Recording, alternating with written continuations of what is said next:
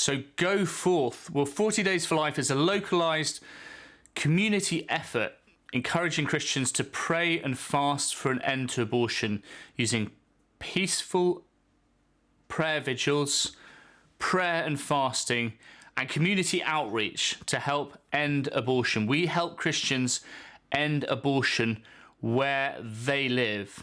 And what's beautiful about this project is that abortion happens in the local community. It doesn't happen in the parliament, doesn't happen in the courts, doesn't happen in schools or university. Abortion happens in the local community.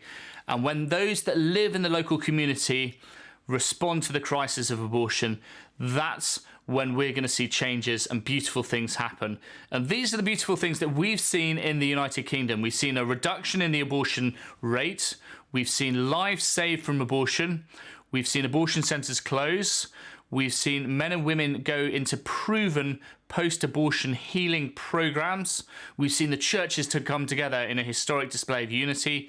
We've made abortion a primary issue for local and national elections. We've got positive media stories even from biased media outlets, and we've helped make this issue first and foremost. We've helped get a positive message out about the pro-life movement. We've developed dynamic leaders, and we've got financial support as well. All these blessings have come through this project. And sometimes the Lord does not allow you to see the fruit of your work. I've met some of the babies that have been saved from abortion.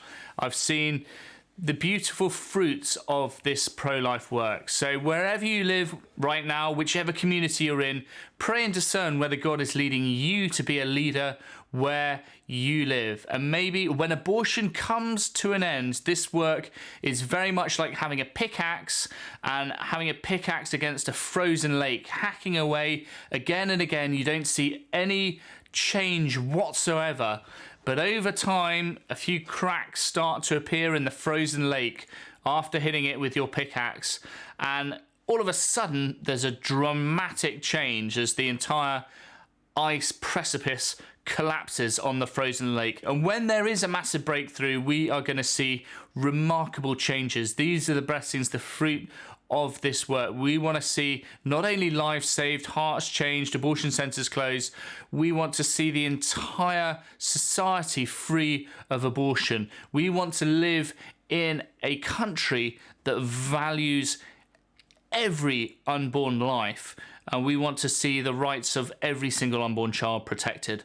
Not just one, not just two, but the whole society that protects and values motherhood, unborn life, and protects the family and protects unborn children from experiencing a violent death. Well, maybe God is calling you to be a local leader, or you to be a volunteer, or for you to go out to the front line to see what abortion looks like at the frontline level. Many of our volunteers have come to the prayer vigil for the first time. They were afraid, they didn't know what they were coming into, and it has transformed their understanding of what abortion is. Seeing the ugly and brutal reality of what abortion is outside an abortion centre, the tears, the hurt, the pain, the solitude, the reality of what abortion looks like in the local community compared with how it's portrayed in society, in the media. This is the cold, hard reality of abortion. And you as prayer volunteers, you have a remarkable opportunity to save lives on a daily basis, to go out and literally save a life every single day. Not many professions have that privilege. Maybe a doctor, a surgeon has an opportunity to save lives on a daily basis, but not many other professions do. God is working in and through your prayers and your work. And when we accomplish the will of God, we do what He wants us to do. The whole point of this campaign is that God works in and through us in order. We're donkeys and God does all the work. The golden rule is we turn up and we pray and God does the work. It's we go there, we take God with us, we pray to Him, He answers our prayers, and God does the work, because this is a prayer to end abortion, that God can expand and multiply our efforts 100 times over. He's meant to work in and through us. And the pavement counsellors I've seen have been as if God is working through their words. Every word that they've said has been a message from God, speaking to some of the women in a crisis pregnancy. The message that they had to hear right at that very moment they were considering abortion. Abortion will come to an end, and when it ends, what a collapse it will be.